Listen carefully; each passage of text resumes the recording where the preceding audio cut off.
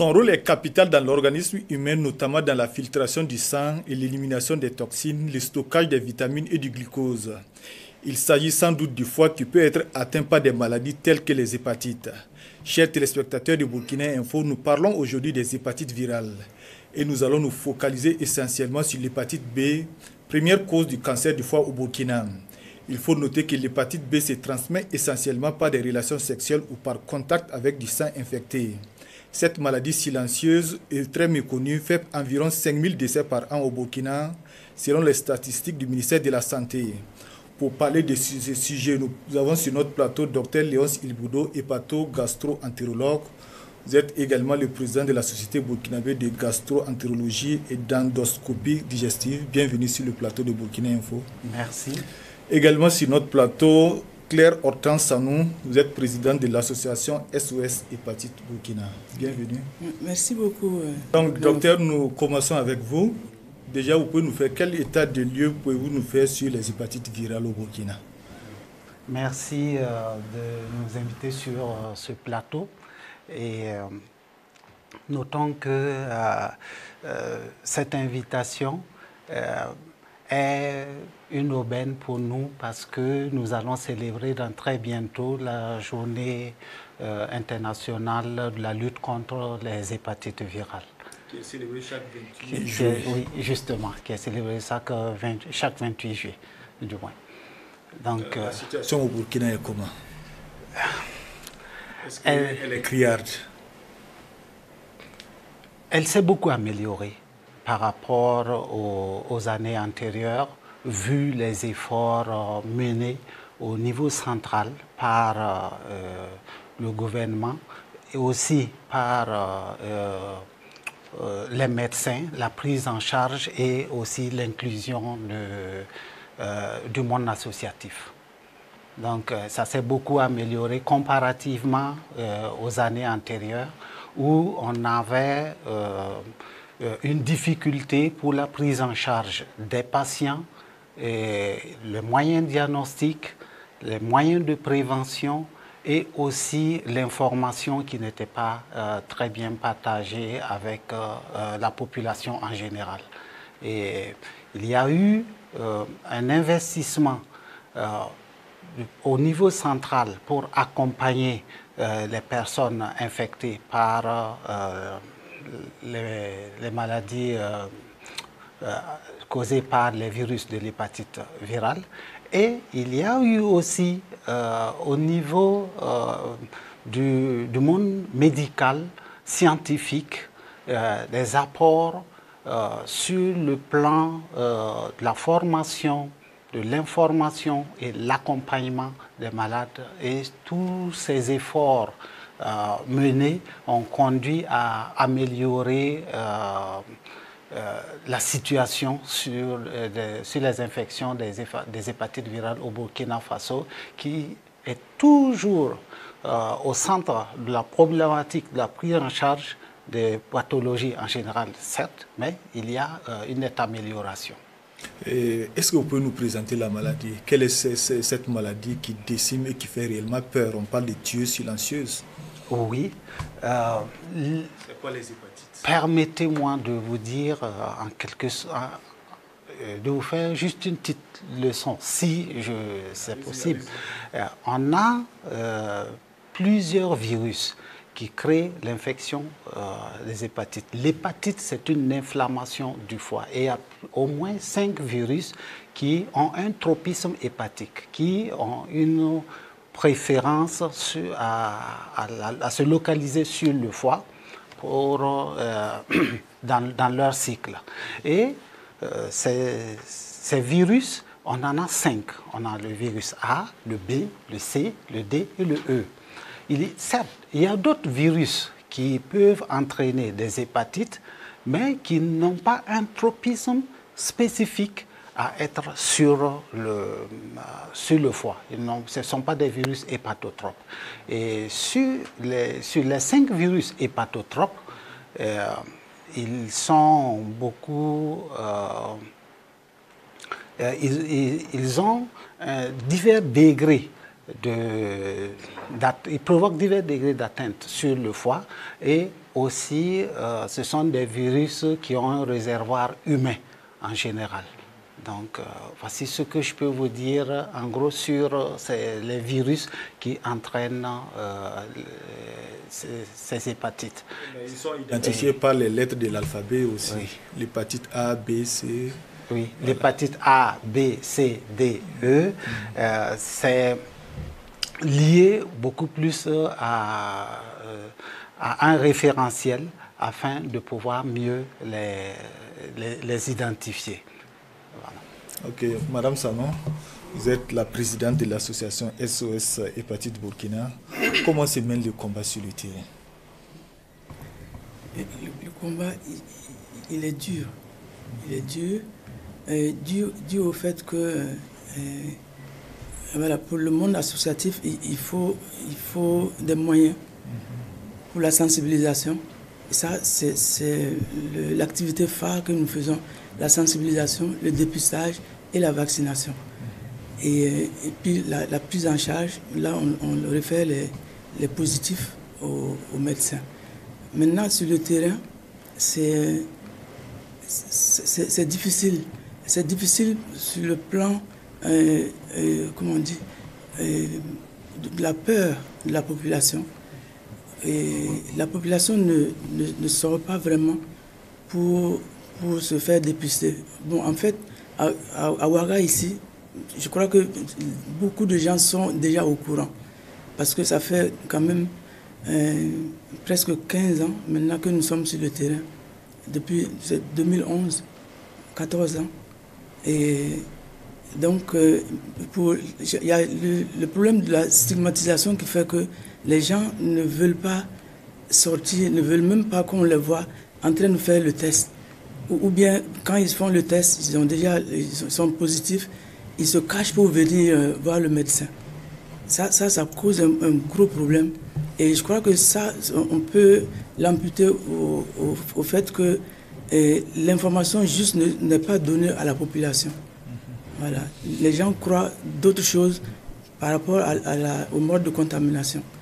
Voilà. Donc, il nous faut donner l'information juste à la population afin que,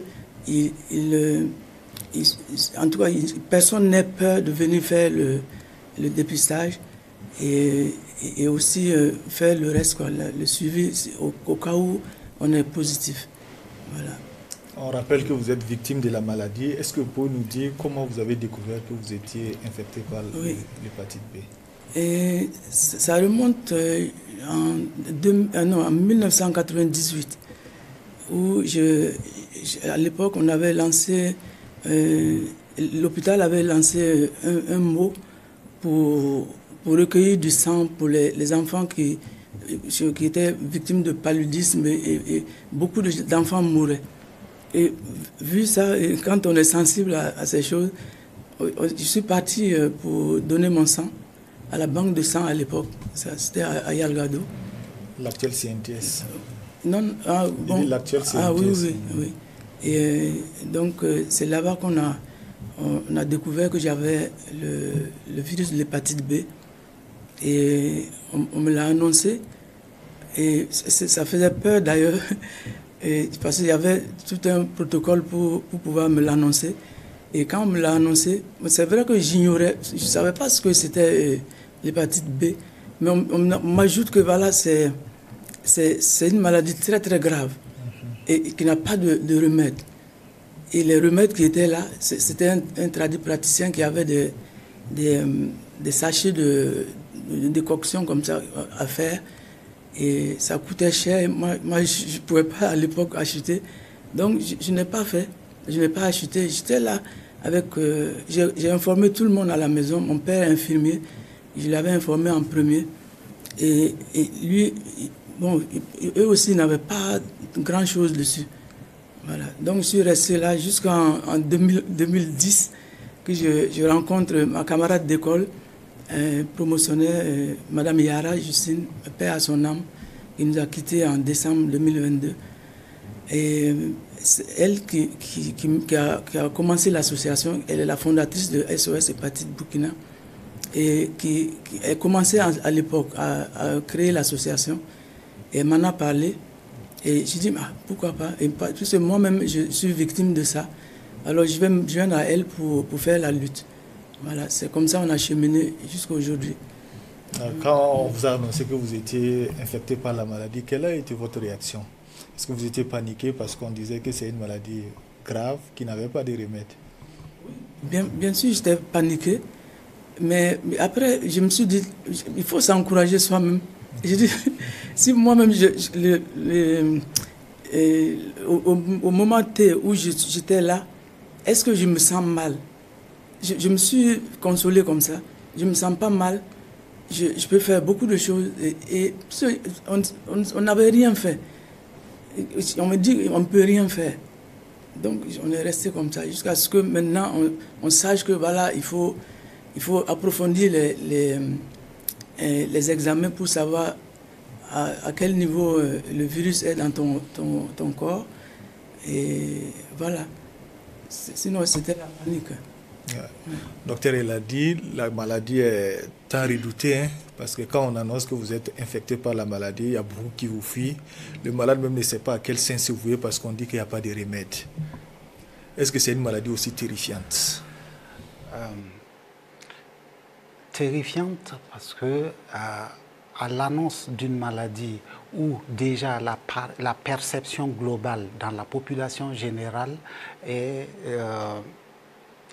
tout autre que l'approche médicale.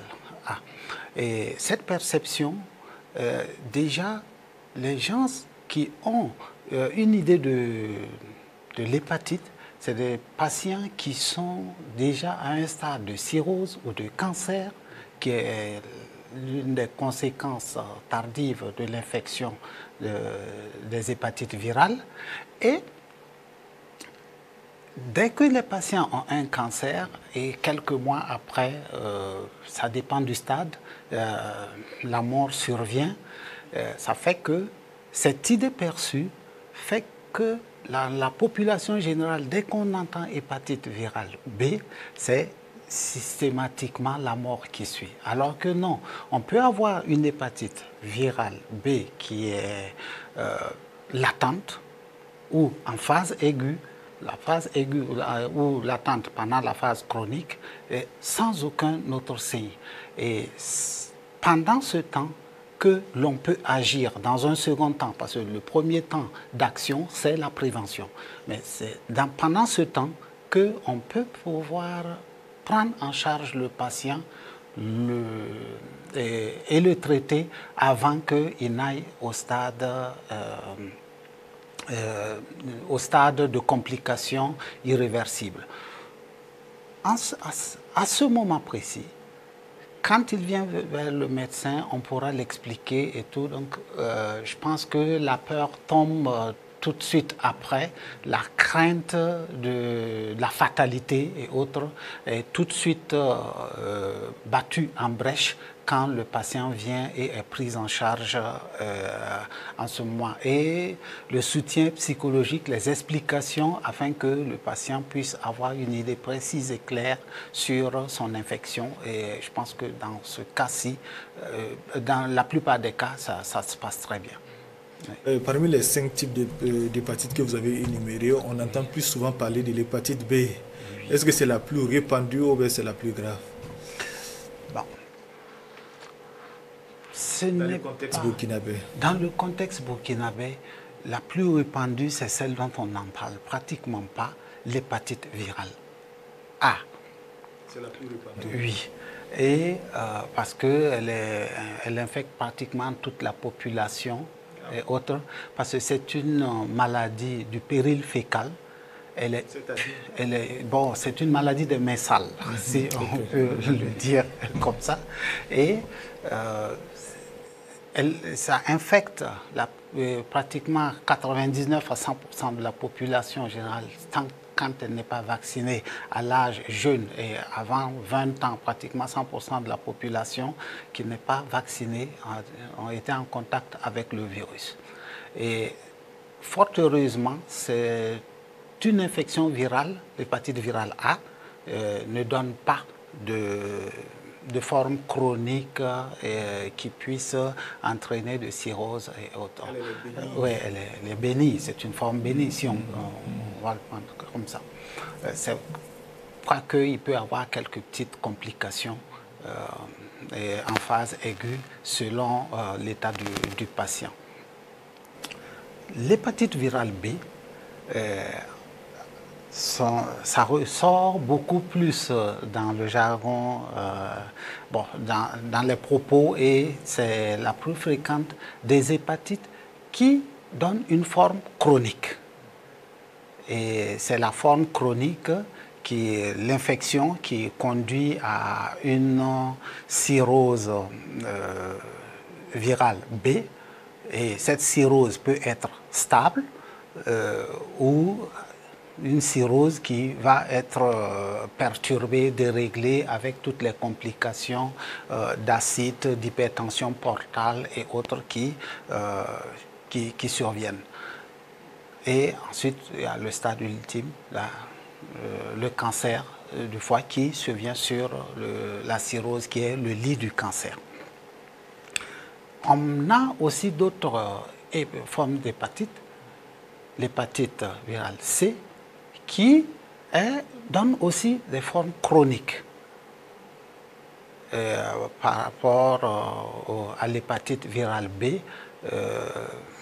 Ça dure sur une très longue période pour que la cirrhose puisse s'installer.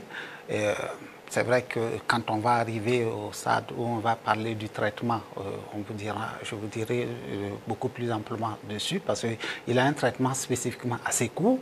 Et il y a l'hépatite virale E aussi qui ne donne pas de forme chronique, en quelque sorte. Ouais, elle est comme la A. Elle est comme la A. Donc A et E, bon, sauf dans quelques cas spécifiques. Et c'est aussi une maladie du péril fécal, des messales. Et il y a aussi d'autres, en dehors de cette voie de contamination qui est purement humaine, il y a aussi des animaux qui peuvent conduire vers l'infection. Bon, l'infection à travers certains animaux tels que le porc, les chameaux, les bovins, les caprins, en quelque sorte. C'est le contact avec l'animal ou la consommation de la viande? C'est le contact avec l'animal. Okay. On le trouve chez les éleveurs, ou aussi la consommation de la viande mal cuite. Okay. Voilà, oui. Mais qu'en est-il de l'hépatite D? On a sauté l'hépatite D, j'allais en venir, parce qu'il est beaucoup plus complexe. C'est un virus nu, comme on aime, on le décrit comme un virus nu, qui a besoin, il se multiplie seul, il n'y a pas de souci, mais il a besoin de l'hépatite, d'être greffé à l'hépatite virale B pour pouvoir faire l'assemblage de son code génétique en quelque sorte et pouvoir prospérer. Et on se retrouve dans ces situations, soit une infection virale avec, en co-infection avec l'hépatite virale B, les deux viennent en même temps chez le sujet qui est sain, ou on a une surinfection, l'hépatite virale D, qui chez un patient qui a déjà l'hépatite B, et il y a une surinfection en ce moment d'hépatite virale D, delta. Voilà. Okay. Madame Sanon, voilà, depuis ce moment, comment vous vivez avec la maladie? Ça fait de nombreuses années maintenant. Oui, bon. Avec votre entourage, la famille, oui. Est-ce que vous avez, parce que c'est une maladie, voilà, où les gens ont honte de la présenter. C'est ça. Est-ce qu'avec la famille, vous avez été l'objet de rejet, de stigmatisation, ou de la part de vos amis, de vos collègues? Non, non, non. Ah, bon, visiblement, non. Je n'ai pas vécu ça. Et fort heureusement, d'ailleurs. Et sinon, ce que j'ai fait, d'ailleurs, et quand on a eu beaucoup d'informations, quand j'étais plus informé qu'avant, ce que j'ai fait, c'est de sécuriser toute la famille, tous ceux qui sont avec moi. Et ceux qui viennent même aussi, chaque fois, qui vont rester avec nous, ils font le dépistage, ils font la vaccination jusqu'au bout. Voilà, c'est ce que j'ai pu faire. Et sinon, le rejet, je n'ai pas vu ça. Mais peut-être que les gens se cachent pour... Mais je n'ai pas eu une manifestation vraiment notoire comme ça, à mon égard. Voilà. L'entourage, les amis aussi, il n'y a pas eu ces rejets? Non, non, au contraire, je les amène à être conscients de la situation et à faire leur dépistage et puis être situés. Voilà. Okay. Tous mes collègues de travail, tout le monde, c'est par moi qu'ils ont su que quelque chose existait comme ça, comme l'hépatite. Voilà. Quand on a la maladie, on a tendance à se cacher, à se mettre, à faire de telle sorte que les gens ne découvrent pas. Vous avez accepté de témoigner, de vous afficher clairement. Oui. Pourquoi ce choix? Pourquoi cette option? Cette option, c'est bon. Je crois que c'est l'amour du prochain qui fait que... parce que moi, la manière dont on me l'a annoncé, moi, je ne voudrais pas que les gens soient victimes de ça. C'est de façon barbare ou quoi? Ah oui. Oui, c'était choquant. Je me suis consolé moi-même parce qu'il n'y avait rien sur le terrain. La preuve est que je suis resté jusqu'à 98. On est rentré dans les années 2000. Vous aviez combien en ce moment? Une adolescente, hein? 98. 98, j'avais... Non, j'étais adulte. Okay, voilà. 98, j'ai 61 ans maintenant. Ah oui? Oui. Ça ne se sent pas, vous avez une apparence jeune. Oui, bon, ok. Ça fait donc, prenons 78 et 98 à maintenant, j'avais 30, non? Vous étiez dans la trentaine? J'étais dans la trentaine. Ah, oui, ok. Oui. Donc, voilà. Et puis, bon, je fais le suivi régulier. Et là, c'est aussi un gros problème pour les gens. C'est pas donné. Sur le terrain, là, beaucoup de gens disparaissent. Des gens dépistés positifs et on ne les voit plus. Ils font peut-être les premiers examens et les prochains, là, c'est difficile de réunir les sous, l'argent nécessaire pour faire parce que c'est cher. C'est cher sur le terrain. Donc notre combat aussi, c'est ça. Pour que l'État, le ministère, l'État à travers le ministère de la Santé, voit ce qu'il peut faire pour la population. Parce que c'est pas donné du tout. Voilà, elle est la preuve vivante qu'on peut vivre avec la maladie. Si on est bien suivi, ça fait pratiquement une trentaine d'années qu'elle vit avec la maladie. Donc, ça veut dire que si on est pris en charge tôt, si la maladie est prise en charge, on peut vivre mieux avec elle sans problème. Oui, effectivement. Et je comprends bien à travers ce témoignage qu'il lui a fallu du courage, surtout à une période où il n'y avait pas de molécules disponibles. Je partage avec vous, moi en étant étudiant en médecine et en étant médecin, juste après ma thèse, je savais qu'il y avait une molécule qu'il y avait, la lamivudine, qui était déjà sur le marché, mais qui n'était pas assez accessible pour tous, mais qui était déjà proposée aux patients, notamment au service d'hépatogastro-entérologie à Yalgado. Et après, les choses ont beaucoup évolué dans la prise en charge. Comme je vous le disais au début, que le monde médical a essayé de travailler en mettant les bouchées doubles pour pouvoir aider et rendre accessibles les soins et les protocoles aux patients. Et cela a beaucoup permis d'évoluer. Et après, on a constaté que la lamivudine, il y avait des résistances. Et ensuite est arrivé sur la place du marché le tenofovir, d'isoproxine, Et puis, tout récemment, il y a le tenofovir alafénamide. Puis, il y a aussi d'autres molécules, mais qui ne sont pas accessibles et qui ne sont pas disponibles ici, notamment l'antécavir, qui peut être utilisé. On n'est pas encore arrivé au traitement, mais c'est juste que ce sont des molécules assez récentes et anciennes. Récentes parce qu'on vient de les avoir ici, au Burkina, mais qui étaient utilisées ailleurs dans des pays où l'accès aux soins et la prise en charge là, est beaucoup plus facile. Et donc je comprends assez bien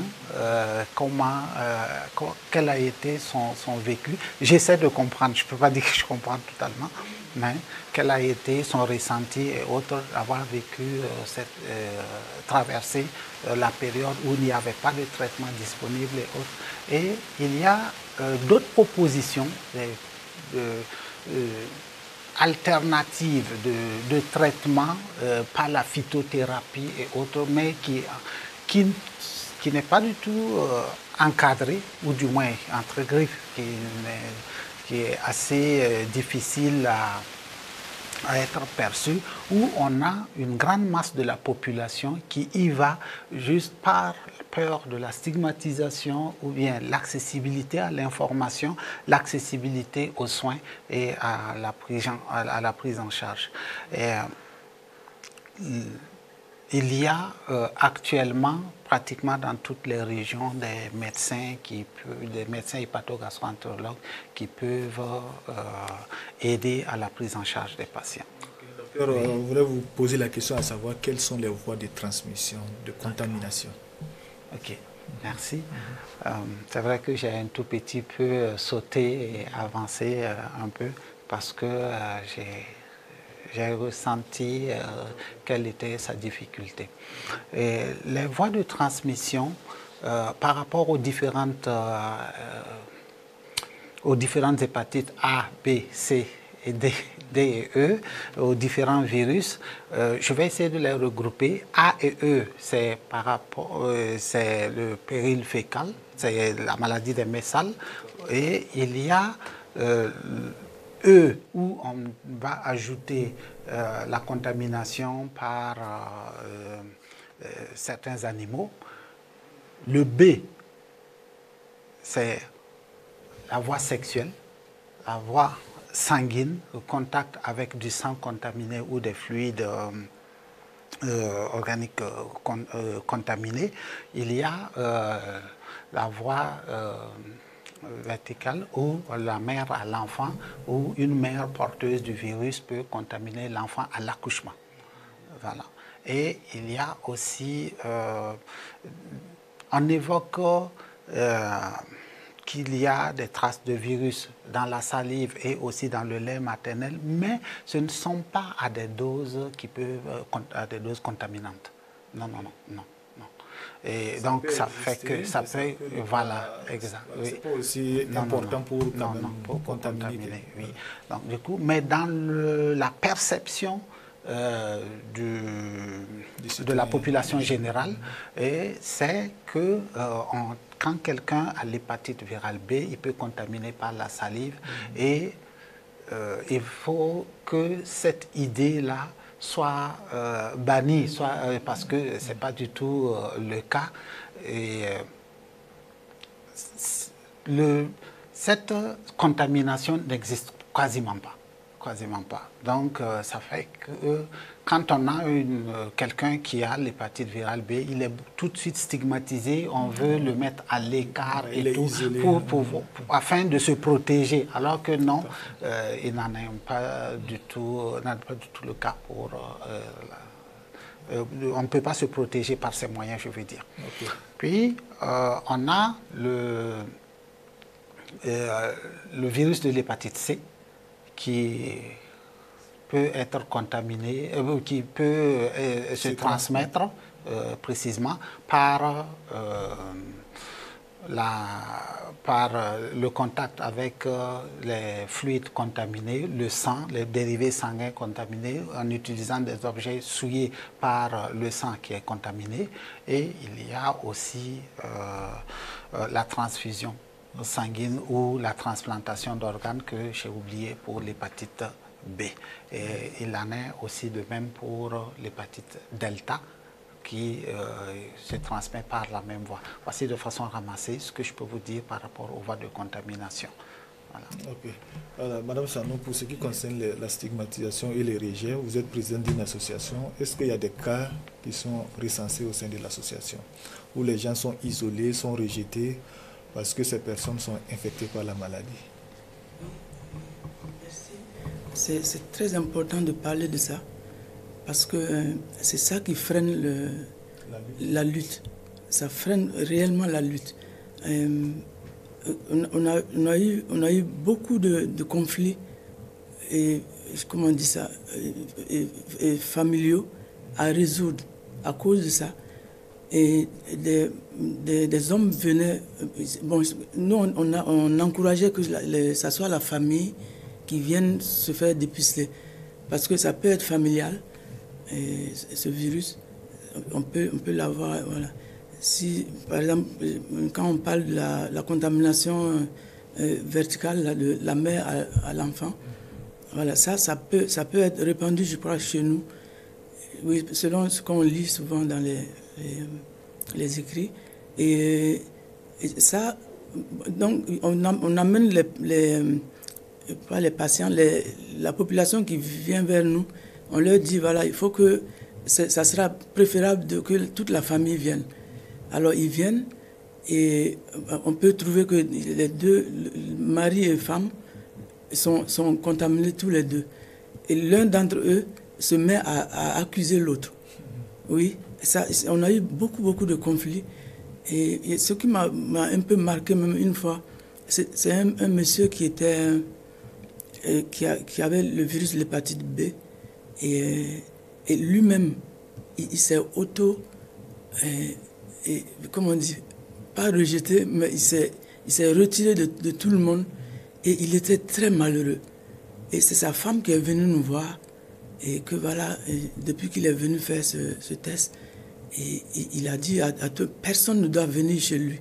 Il s'est mis à l'écart dans la famille même. Il n'est pas parti, mais il a fallu que nous on se déplace pour aller leur parler. C'est des choses comme ça, c'est sérieux. Et la personne, comme le docteur l'a dit, sa perception là, la perception générale dans la population générale, c'est il faut qu'on arrive à balayer ça de l'esprit des gens. Oui, ces idées préconçues, voilà. Donc, voilà un peu. Et docteur, quels sont les symptômes ou les signes qui alertent de la présence de l'hépatite B? De l'hépatite B. Ou des hépatites de façon générale. On va parler de, comme vous voulez, mais le plus souvent, on peut le voir en deux. Il y a la phase aiguë et la phase chronique. Et c'est pendant la phase aiguë, les 6 premiers mois de l'infection, que l'on peut avoir des symptômes tels qu'un syndrome pseudo-grippal, des céphalées, des douleurs articulaires, des douleurs musculaires, une fatigue surtout. Et aussi, on peut avoir un ictère, couramment appelé jaunisse. On peut avoir les yeux jaunes, les mains et les téguments, tous les autres téguments qui jaunissent. Il y a aussi une fièvre qui peut s'accompagner, et dans quelques rares cas, on peut avoir des cas d'hémorragie en phase aiguë ou même une surinfection liée à l'appauvrissement du système immunitaire. Voilà. Et pendant cette phase, ça c'est les symptômes cliniques, et la biologie peut nous aider en le faisant de retrouver une cytolyse les transaminases qui sont élevées chez certains patients. Et il y a aussi la bilirubine ou le taux de prothrombine qui est un facteur qui nous montre en somme la puissance de fonctionnement du foie, si je peux vous le dire comme ça. Et si elle est effondrée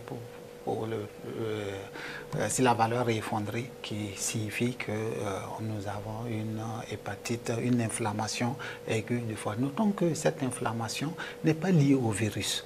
Il est beaucoup plus lié à la réaction du système immunitaire sur le foie, sur les hépatocytes. Voilà. Donc, c'est la réaction du système immunitaire qui conduit beaucoup plus souvent aux signes cliniques et surtout dans les signes d'insuffisance hépatique.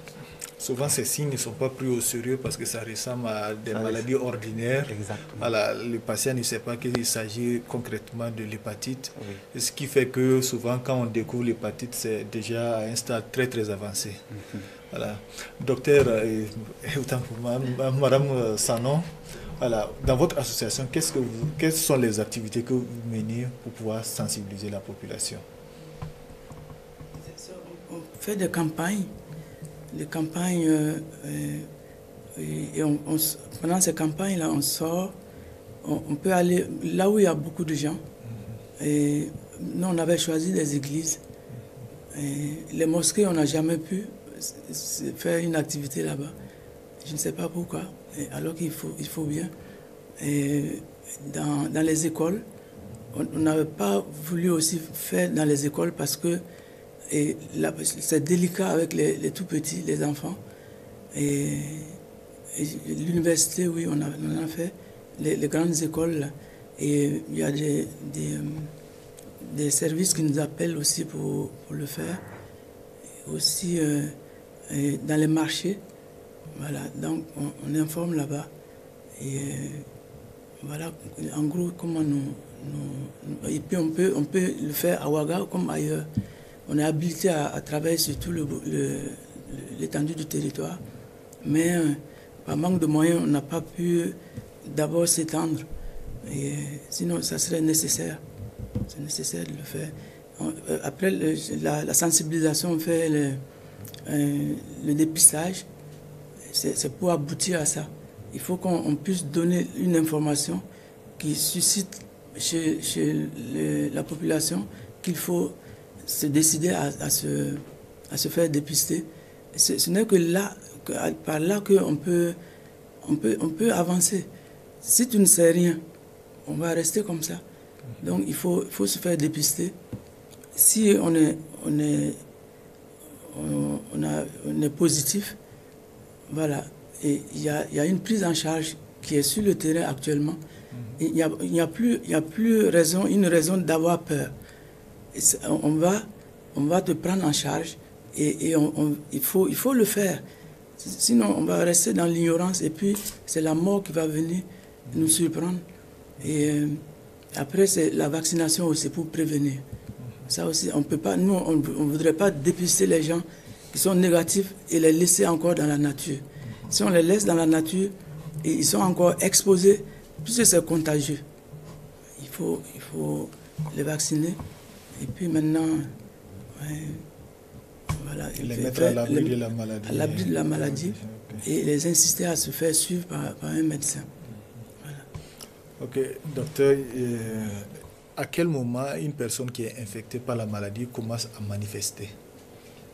Justement, quand on parlait des signes cliniques, j'ai omis de vous dire qu'on peut avoir l'infection en phase aiguë, mais sans aucun symptôme. Sans aucun symptôme. Et à la phase chronique, on peut ne pas avoir du tout de symptômes. Quand on a des symptômes à la phase chronique, soit on a une surinfection ou on a une atteinte hépatique qui est sévère. Et ensuite, d'autres signes peuvent apparaître. Cependant, vous me posez la question à savoir à quel moment on peut manifester les signes de la maladie. Tout dépend de la réaction du corps face au virus. Donc, si on peut passer on peut avoir une infection aiguë à la phase d'emblée, dans les 6 premiers mois, qui passe sans aucun symptôme. Et en phase chronique, ça passe sans bruit. Et c'est d'ailleurs pour ça qu'on dit que c'est un tueur silencieux. Cependant, pendant cette période de silence absolu, on a des atteintes sur le foie qui conduisent à une fibrose, à une cirrhose hépatique. Voilà. Donc, l'idéal, c'est de ne pas attendre les symptômes pour dire oui, j'attends de voir si j'ai des symptômes pour... Non, on doit se faire dépister. C'est une maladie qui ne fait pas trop de Exactement, bruit, oui. La nécessité d'aller consulter, de se faire dépister, sans attendre les signes d'abord. Exactement, voilà. oui. Donc, je ne réponds pas à votre question à quel moment, mais je préfère dire que ça passe sans symptômes et du coup, mieux vaut chercher à savoir si on a la pathologie ou l'infection ou pas que de chercher les symptômes. Okay. On va parler maintenant des complications. Oui. Quelles peuvent être les complications des hépatites dans la vie d'un patient? D'accord. Il y a plusieurs types de complications. Autant pour les hépatites A et E, on peut avoir des formes fulminantes, c'est-à-dire, pour toutes les hépatites d'ailleurs, on peut avoir des formes où on a une dégradation aiguë du foie et qui nécessite une transplantation hépatique pour pouvoir sauver le sujet. Tout comme on peut avoir pour l'hépatite B et C, bon, le D, vous me concédez qu'on le met avec le B, pour pouvoir donner une information assez compréhensible. Le B, le C et le D peuvent conduire à une cirrhose. Et cette cirrhose, c'est au long terme, où on peut après avoir un cancer qui se développe sur la cirrhose. Tout comme on peut avoir un cancer qui se développe, surtout pour l'hépatite B, directement sur un foie qui a l'infection du virus de l'hépatite B, si la quantité de virus est très élevée. On peut avoir un cancer d'emblée dans ce genre de cas, sans passer par le stade de cirrhose. Okay. Tout comme on peut avoir, pendant la phase aiguë, c'est aussi une des complications qui peut attirer et qui peut être aussi handicapant. On peut avoir une fatigue qui traîne au-delà de la phase aiguë. Pendant plusieurs mois, le malade il ne se retrouve pas et autres. Tout comme on peut avoir une dégradation des fonctions du foie qui conduisent à même une encéphalopathie hépatique et qui peut aller au coma et autres. Donc, sans avoir sans être au stade de cirrhose et sans atteindre le stade de cirrhose, on peut avoir des désordres ou une atteinte hépatique qui conduit à cela. Et on a aussi d'autres complications, mais ce sont des complications de la cirrhose, en quelque sorte. Un malade qui vomit du sang, ou un malade qui a une acide, ou un malade qui a un acide, c'est de l'eau dans le ventre. Voilà, oui. De l'eau dans le ventre. C'est vrai qu'il aurait fallu que j'ai... Il faut qu'on adapte. Justement, j'adapte mes propos. Et à force de les adapter, je risque de passer sous silence certaines choses. Mais c'est... Et on peut avoir aussi un ictère, les yeux jaunes, on se gratte et autres, et ça peut porter confusion à d'autres maladies, notamment à des obstacles sur les voies biliaires et autres. Mais le temps de l'infection, je reviens avec cette question également, de l'infection et les complications, ça peut prendre combien d'années ou combien de mois? À la phase aiguë, c'est dans les 6 premiers mois que l'on peut avoir les complications aiguë.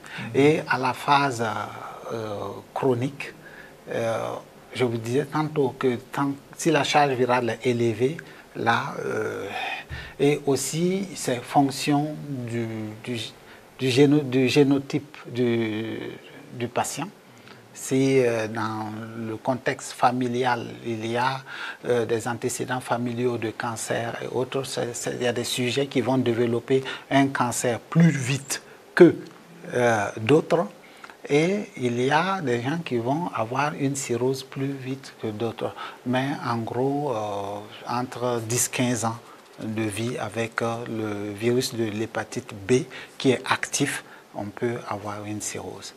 Voilà. Quand la cirrhose va s'installer, ça c'est déjà compliqué. Est-ce que le patient est récupérable en ce moment? On peut stabiliser la cirrhose, mais les lésions déjà sur le foie sont souvent irréversibles. Et on peut avoir une élimination du virus ou du moins une négativation de la charge virale avec les traitements qui sont là, qui permettent aux patients de ne plus avoir une agressivité sur le foie liée au virus, notamment du virus B et C, mais on ne devrait pas toutefois se dire, bon, il ne faudra pas le faire. Est-ce qu'au sein de l'association, il y a des gens qui ont manifesté les complications? Ils ont atteint la cirrhose ou les cancers du foie même? Oui, l'année dernière, par exemple, quand on avait eu un partenariat avec Peace Wind Japan. Peace Wind Japan, c'est une ONG japonaise qui est comme Médecins sans frontières, qui œuvre là-bas. Et ils ont offert un fibroscan. C'était avec l'association Asso Hépatite et puis SOS Hépatite Burkina. Donc on a fait venir le fibroscan et on a fait l'examen à tous les patients qui se faisaient suivre là-bas. Et il y avait un jeune homme qui était à la phase de... Mais il ne savait pas. Donc cet examen-là, je crois que l'examen du fibroscan est capital pour voir l'aspect du foie, non? C'est ça? Évaluer le degré d'atteinte du foie. Voilà. Donc on a vu ça ce jour. Et on devait lui annoncer. C'est le médecin l'a prise en charge et puis il a fait le nécessaire. On l'a mis sous traitement. Il n'était pas sous traitement. Bon. C'est des cas malheureux qui sont... C'est des cas malheureux, voilà. Donc ça arrive, ça fait qu'il faut qu'on se penche sur cette maladie. On se penche vraiment là-dessus. Parce que c'est nos bras valides, hein. C'est des jeunes, des jeunes... Et comme c'est contagieux, il faut vraiment qu'on y aille. Okay. On va parler maintenant de la prise en charge du traitement. Comment se fait le traitement des hépatites au Burkina? Le traitement actuellement, il est à la charge du malade, en quelque sorte. Et ce traitement, c'est vrai qu'il y a le projet, le programme du moins sectoriel pour la prise en charge du sida et les maladies, oui, les IST et les hépatites virales qui se retrouvent au niveau du ministère qui accompagne les efforts. Mais ce projet, il est en cours de validation actuellement pour sa mise en œuvre qui va permettre de prendre en charge les patients pour leur traitement, de les prendre pour de subventionner le suivi pour la prise en charge des examens. C'est vrai qu'actuellement, ce n'est pas encore le cas, c'est à la charge du patient, mais le traitement, il est subventionné au Burkina par rapport à l'hépatite B.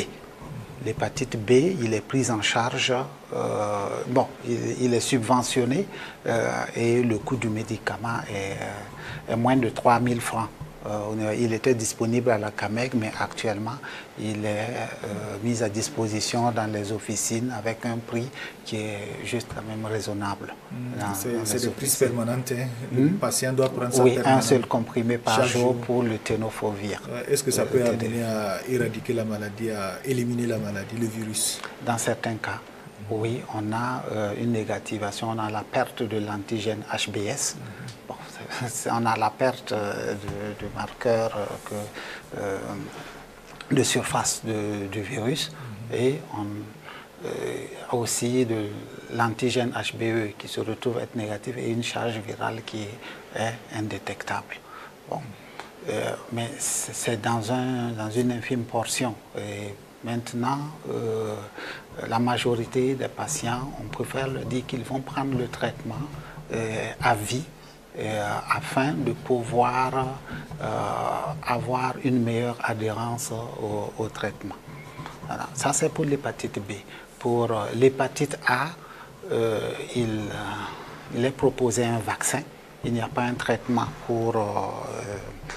curatif, mais c'est un traitement préventif en quelque sorte.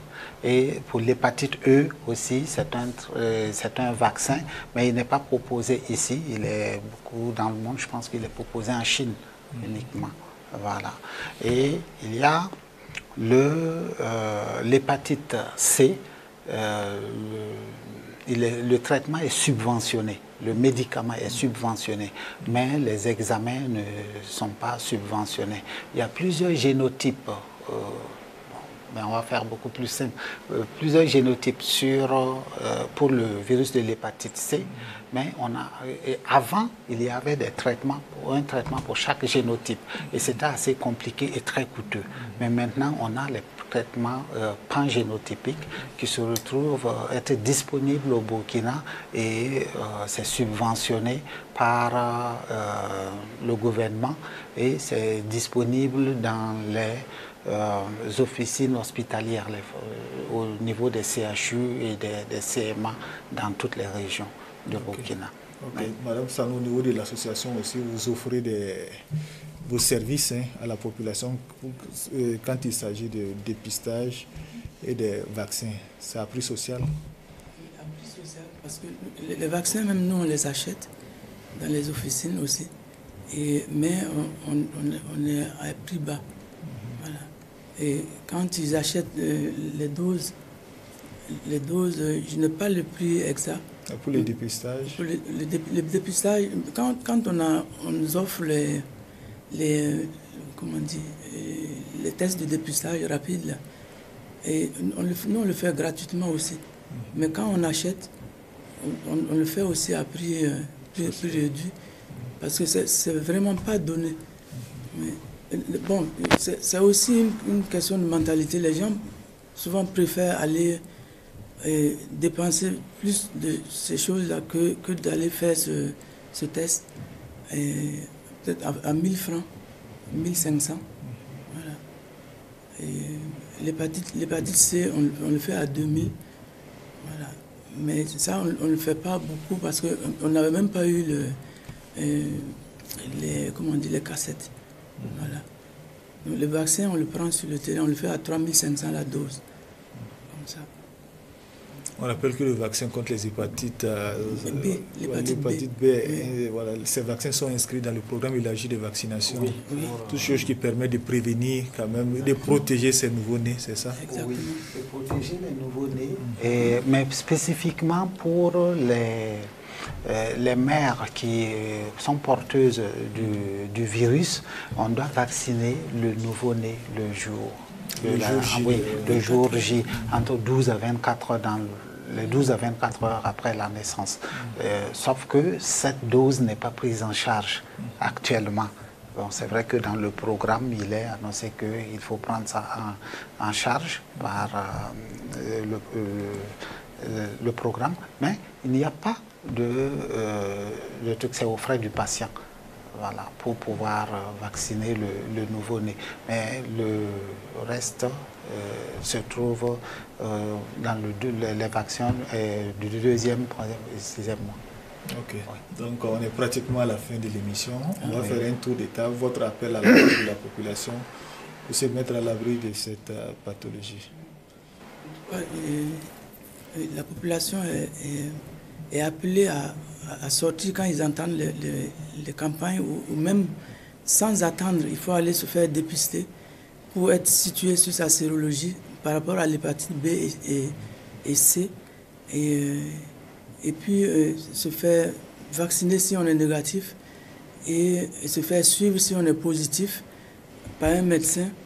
Et les médecins vont vous donner tout le protocole, tout ce qu'il faut pour en tout cas votre suivi, pour savoir où vous en êtes avec le virus dans votre corps. Donc, il est dit de ne pas avoir peur parce que vous êtes un témoignage vivant. Voilà, après une trentaine d'années, vous vivez exactement. Normalement avec la maladie. Exactement. Ouais. Et jusque-là, je n'ai pas encore de médicaments à prendre. Voilà. Et ça, c'est une chance, je ne sais pas. Mais bon, en tout cas, je vis et puis j'exhorte vraiment chacun à prendre en charge sa santé. Ok. Voilà. Donc, qu'à ôter la peur. Oui. À la docteure, les derniers mots. Oui, c'est toujours c'est la prévention. Et on doit compléter que la prévention pour la population générale et pour un certain nombre de populations spécifiques telles que les prisonniers, les travailleuses du sexe, ceux qui travaillent dans le milieu de la santé, les étudiants en médecine et aussi dans les écoles infirmières. Et il y a aussi le dépistage qui doit être actif afin de pouvoir retrouver ceux qui sont infectés et les traiter. Donc c'est pratiquement à la fin, docteur. Merci. Donc nous rappelons à nos téléspectateurs que les hépatites virales constituent un véritable problème de santé publique au Burkina. Ces pathologies s'attaquent essentiellement au foie et évoluent de façon silencieuse, d'où la nécessité de se faire dépister et se mettre à l'abri de cette maladie dite dangereuse. Donc, on se donne rendez-vous la semaine prochaine pour une nouvelle thématique.